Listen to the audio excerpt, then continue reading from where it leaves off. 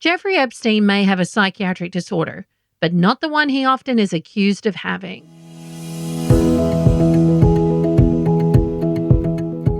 Welcome to the Carlat Psychiatry podcast, keeping psychiatry honest since 2003. I'm Chris Aiken, the editor-in-chief of the Carlat Psychiatry Report. And I'm Kellie Newsome, a psychiatric NP and a dedicated reader of every issue.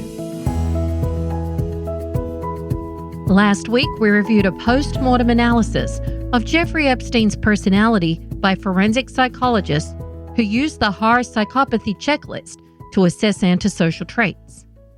The average adult scores 4 on this 40-point scale. Prisoners and sex offenders score around 22. Epstein scored 29, just under the 30-point cutoff for clinical sociopathy, but the breakdown of his score is more revealing. The psychopathy checklist has 2 factors. Factor 1 captures the core features of a skillful antisocial: charm, manipulation, pathological lying, lack of remorse, shallow emotions, and lack of empathy. Epstein scored a perfect 16 out of 16 there. Factor 2 captures behavioral problems: impulsivity, criminal history, parasitic lifestyle, poor self-control. These are not the hallmarks of a, quote, successful antisocial, and it is here that Epstein lost points. He was calculating, patient, strategic. He wasn't getting arrested for bar fights. He was cultivating relationships and managing his image.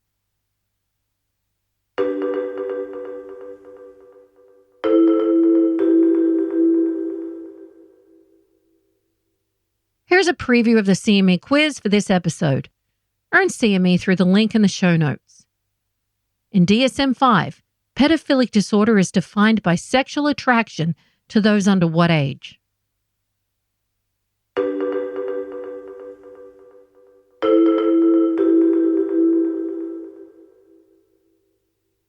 So far, we've aimed the psychiatric spotlight on Jeffrey Epstein.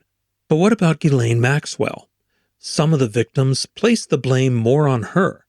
And we found no evidence of sexual assault of minors until she teamed up with him in the 1990s.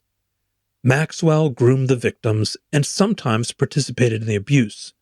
It seems likely that both Epstein and G-Max, as he called her, had dark triad traits. They learned from each other, normalized each other, and got a twisted kind of satisfaction out of the abuse. That sadistic satisfaction is a core antisocial trait. DSM-5 alludes to it in the criteria as, quote, exploitation is a primary means of relating to others. But like a lot of things in DSM-5, it's easy to misunderstand. It might seem that the antisocial is overly calculating, manipulating others just to achieve their own goals. No, they manipulate for the sake of manipulating.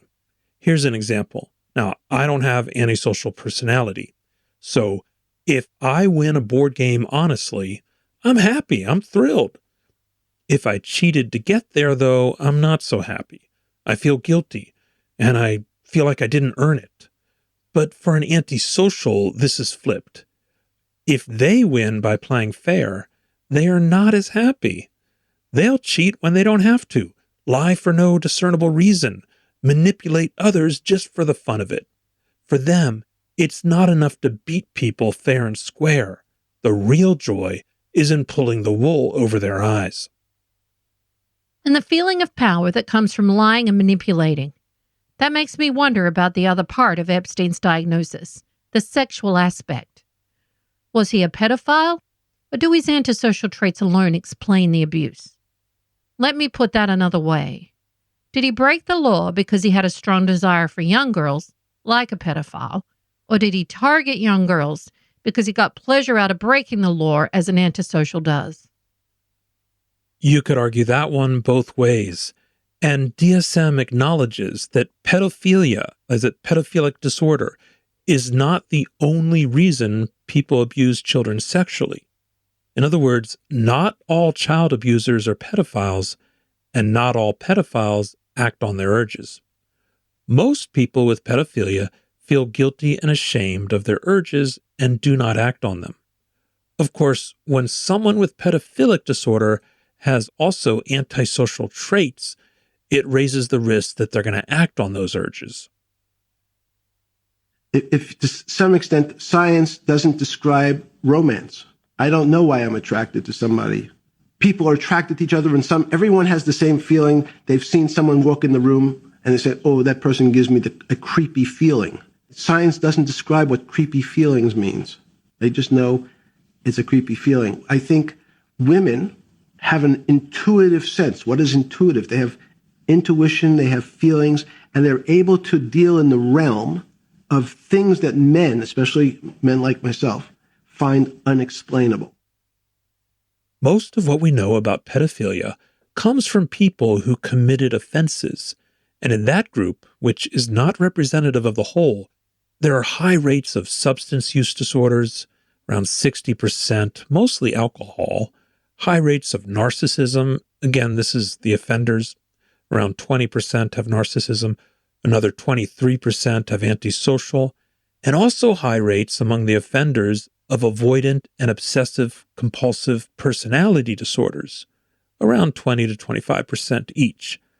That last one might seem odd, since obsessive compulsive types are supposed to be ones who follow a strict moral code, but obsessive compulsive also disconnects them from their emotions, allowing them to compartmentalize what they do, and that can lead to abuse. Okay, but if we're going to stick to the DSM, Jeffrey Epstein did not have pedophilic disorder. That diagnosis only applies to sexual attraction of prepubertal children, generally below age 13. Epstein's verified victims were age 14 and up, though there are unverified reports of victims as young as 7. So maybe not official pedophilia, but there was something going on here that wasn't just antisocial. I mean, if all you're into is breaking the law and sexually manipulating others, there are many ways to go about it. But Epstein stuck to one type of abuse repeatedly, 3 to 4 times a day. And when his recruiters brought him friends who were over 18, he sent them away, saying they were too old for me. That pattern looks like hebephilia, which means sexual attraction to pubertal age children. The word comes from Hebe, the Greek goddess of youth. When the children are just over puberty, like 15 to 16, it's called ephebophilia. Neither of these terms are in the DSM, and it is not clear how common they are. For DSM pedophilia, the rate is around 3 to 5% of men and much smaller for women. But we do know this. People do not choose their sexual orientation, but they can choose whether to act on it. And most people with pedophilic urges do not act on them. If they commit an offense, the chance of doing so again is fairly low, around 10 to 17% over 5 years. And that chance is 2 to 3 times lower if they stay in treatment. Although these weren't controlled trials I'm drawing from, so it doesn't prove that treatment works. Most states have mandatory reporting laws when we see and hear about child abuse, physical, sexual, and neglect in practice. Although these laws are well-intended, they can also prevent people from getting help, but not entirely. About 40% with pedophilia do seek treatment. Standard therapies include cognitive behavioral group therapy and testosterone-lowering drugs like Depo-Provera. There are also self-help groups that offer peer support along the 12-step model like Molesters Anonymous or the online Virtuous Pedophiles. Child sexual abuse is a major public health problem for both genders. Around 12% of men and 17% of women report some level of sexual abuse or inappropriate touch in their childhood. 9 out of 10 times, the offender was known to the victim.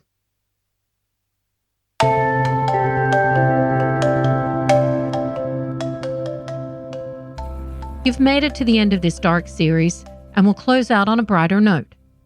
This is a meta-analysis by Victor Samio and colleagues from Brazil and London titled Effect of Extra Virgin Olive Oil on Mild Cognitive Impairment and Dementia in Older Adults. They gathered 5 randomized trials that tested extra virgin olive oil in over 700 older adults with mild cognitive impairment or dementia for up to 6 years. All of the studies were controlled, using nuts, other oils, or Mediterranean diet as the control. But they were small and they weren't blinded.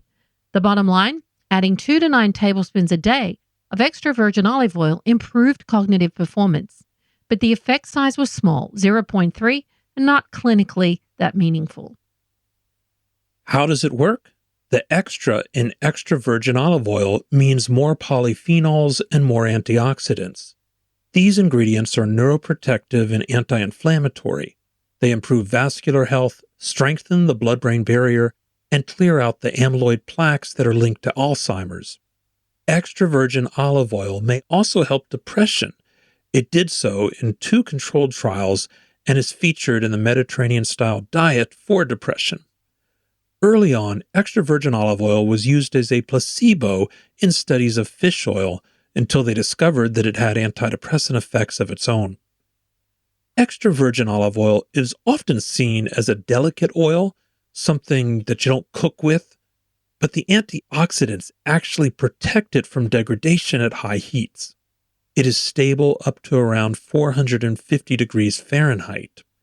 In a study of 10 oils, extra virgin olive oil was the least likely to form dangerous polar compounds and trans fats when heated.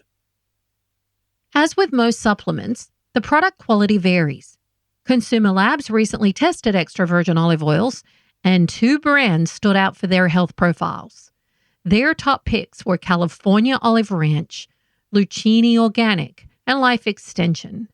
The first 2 are available in most grocery stores. The Life Extension is sold through a supplement manufacturer, though intended for kitchen use, and this one had the highest dose of polyphenols. Get more research updates from Dr. Aiken's daily psych feed. Search for Chris Aiken MD on LinkedIn, Twitter, Facebook, Blue Sky, and Threads. Our audio excerpts from a 2019 interview taken shortly before Epstein's death by Steve Bannon and released by the Department of Justice.